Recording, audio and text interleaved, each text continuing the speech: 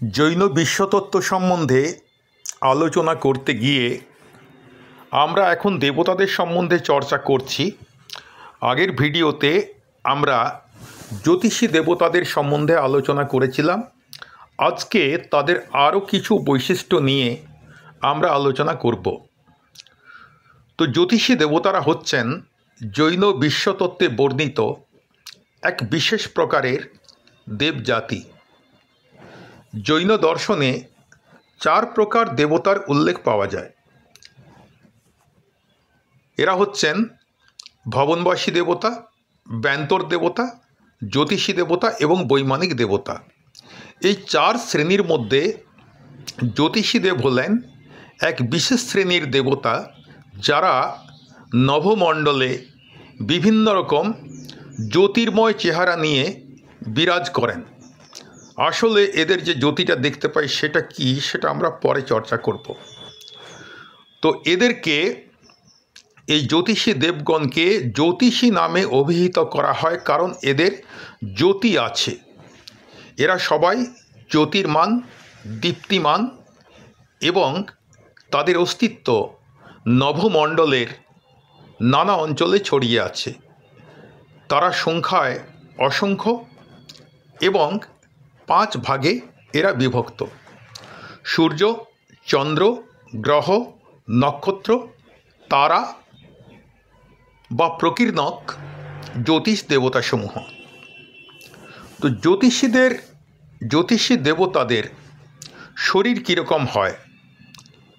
এদের শরীর অস্থি, রক্ত, মল, মূত্র, চুল ইত্যাদি রহিত, অর্থাৎ এদের শরীরে এগুলো সব থাকে না।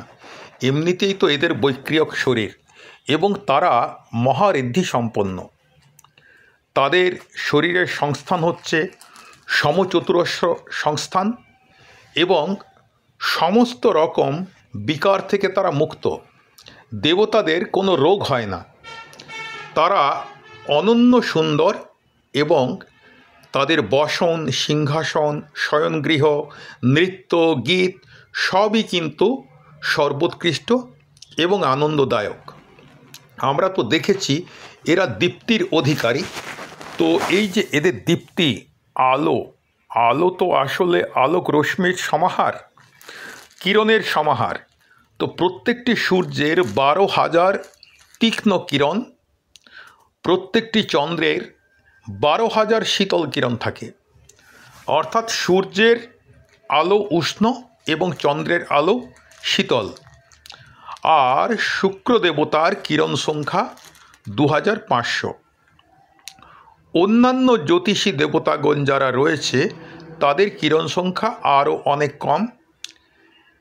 এরা অপেক্ষাকৃত মন্দ প্রভাযুক্ত, অর্থাৎ এদের ঔজ্জ্বল্য আগে এই যে সূর্য, চন্দ্র এবং শুক্রের তুলনায় অনেক কম।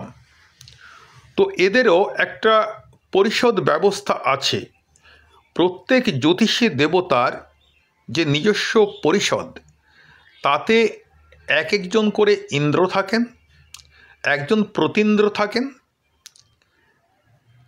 তবে এদের মধ্যে ত্রয়স্তিংশ এবং লোকপাল এই 2 প্রকার ভেদ দেখা যায় না।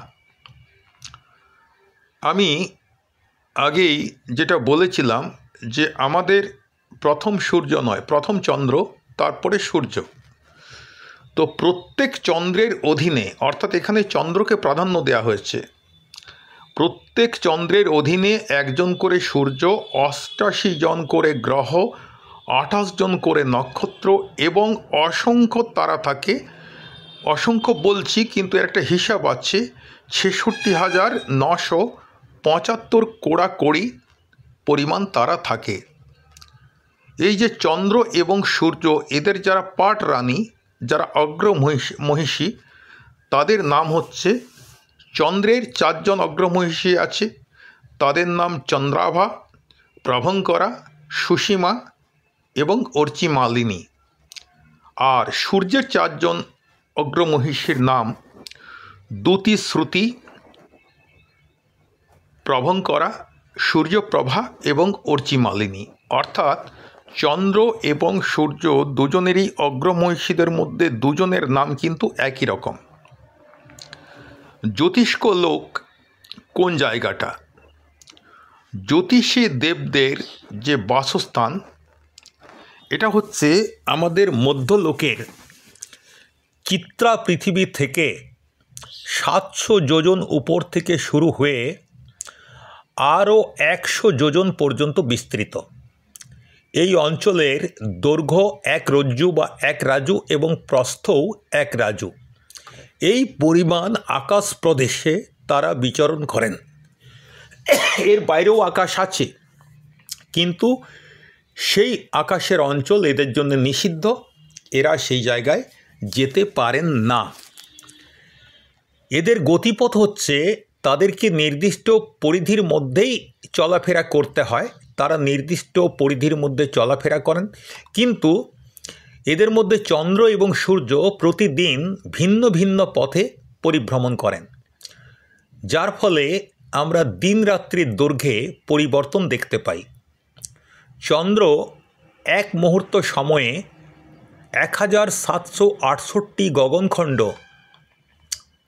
অতিক্রম করতে পারে এবং সূর্য এক মুহূর্তে 1830টি গগনখণ্ড অতিক্রম করতে পারেন।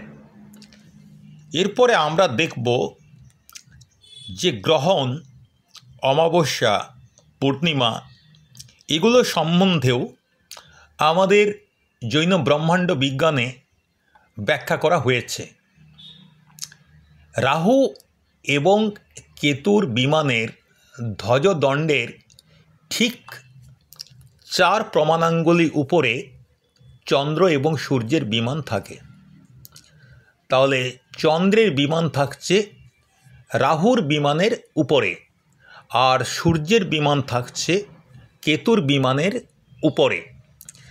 যখন কৃষ্ণপক্ষ হয় তখন রাহু ধীরে ধীরে চন্দ্রবিম্বকে আচ্ছাদিত করতে শুরু করে এবং অমাবস্যার দিনে সে সম্পূর্ণরূপে চন্দ্রবিম্বকে আচ্ছাদন করে ফেলে। আবার শুক্লপক্ষে পুনরায় এক এক করে চন্দ্রকলাগুলি প্রকাশ পায়। তার মানে রাহু বা কেতু চন্দ্র বা সূর্যকে গিলে খেয়ে নেয়, এই কারণে চন্দ্রগ্রহণ বা সূর্যগ্রহণ হয়, এটা জৈন দর্শন স্বীকার করে না। আসলে রাহু বা কেতুর বিমানের ছায়া যখন চন্দ্র এবং সূর্যের বিমানের ছায়াকে বিমানকে আমাদের চোখের আড়াল করে ফেলে, তখনই অমাবস্যা, পূর্ণিমা, সূর্যগ্রহণ এবং চন্দ্রগ্রহণ হয়। তো চন্দ্রের ক্ষেত্রে রাহু যে ভূমিকাটা পালন করে, সূর্যের ক্ষেত্রে কেতুও সেই ভূমিকাটা পালন করে। আমরা আগেই পড়েছি দেবগতি হচ্ছে সুখ ভোগ করার গতি। অর্থাৎ আমি যে পুণ্য অর্জন করেছি সেই পুণ্য ক্ষয় করার জন্যেই আমি দেবগতি লাভ করি। অবশ্য পুণ্যের পরিমাণ অনুসারে আমার সেই দেবগতিতে অস্তিত্বের পরিমাণটাও নির্ভর করে। আর অত্যন্ত পুণ্যশালী আত্মা তারা পরবর্তী জন্মে সিদ্ধ হওয়ার আগে হয় স্বর্গে অথবা নরকে তারা যান। তো বহু এরকম দেবতা রয়েছেন যারা পরবর্তী জন্মে মানবদেহ ধারণ করে তারা সিদ্ধ হবেন। অবশ্য পঞ্চমকালে সিদ্ধ হওয়া যাবে না। তো এটা হচ্ছে সুখ ভোগ করার গতি। তো এরা অপ্সরাদের সঙ্গে অর্থাৎ দেবাঙ্গনাদের সঙ্গে দিব্য নৃত্য ও সঙ্গীতে মগ্ন থাকেন, রম্য প্রাসাদে বসবাস করেন, সুগন্ধে ভরা স্থানভূমিতে তারা ক্রীড়া করেন এবং অত্যন্ত অধিক পরিমাণে তারা কামভোগ করেন। এতটাই যে কামান্ধ অবস্থায় তারা সময়ের অস্তিত্বটাও ভুলে যান। কিন্তু মনে রাখতে হবে দেবতাদের শরীর বৈক্রিয়ক শরীর এবং তারা রক্ত রস অস্থি মজ্জা এসব থেকে মুক্ত। সেই কারণে তাদের যে কামভোগ হয় সেটা কিন্তু পুরোটাই মানসিকভাবে। তাদের ভোজনও মানসিক এবং সন্তোষদায়ক। আমাদের মতো কবলাহার তারা করেন না, তারা মানসিক ভোজন করেন। আর তাদের কোনো রোগ হয় না, কারণ তাদের শরীর হচ্ছে ভিন্ন প্রকৃতির। আমি প্রথমেই বলেছিলাম আমরা যে আলোটা দেখতে পাই সেটা কিন্তু তাদের দেহের আলো নয়। কিসের আলো? তারা যেখানে বসবাস করেন সেইটাকে বলা হয় বিমান। চন্দ্র, সূর্য, গ্রহ, নক্ষত্র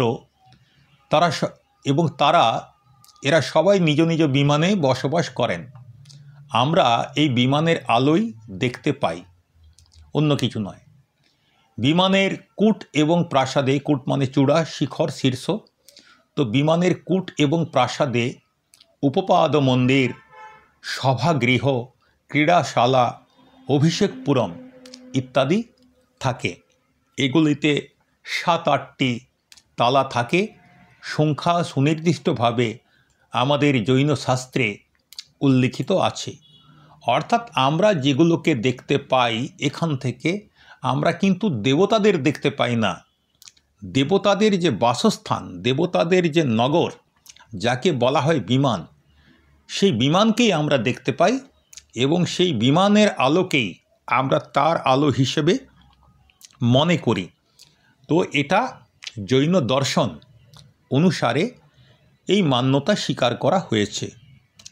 আমি আগেই বলেছি যে আমাদের জানা যে বিজ্ঞান, তার সঙ্গে আমরা যদি তুলনা করতে যাই তাহলে অনেক পার্থক্য কিন্তু চোখে পড়বে। তো সম্যক দর্শন, সম্যক জ্ঞান এবং সম্যক চারিত্র, এই তিনটাই যেহেতু মিলে মোক্ষ মার্গ, ফলে আপ্তের এই যে বচন আমরা যারা জৈন ধর্মাবলম্বী আমরা বিশ্বাস রাখি। আর যারা জৈন ধর্মাবলম্বী নন তাদের স্বাধীনতা রয়েছে এগুলো বিশ্বাস করা বা না করা। কারণ মানুষ যুক্তিবাদী জীব।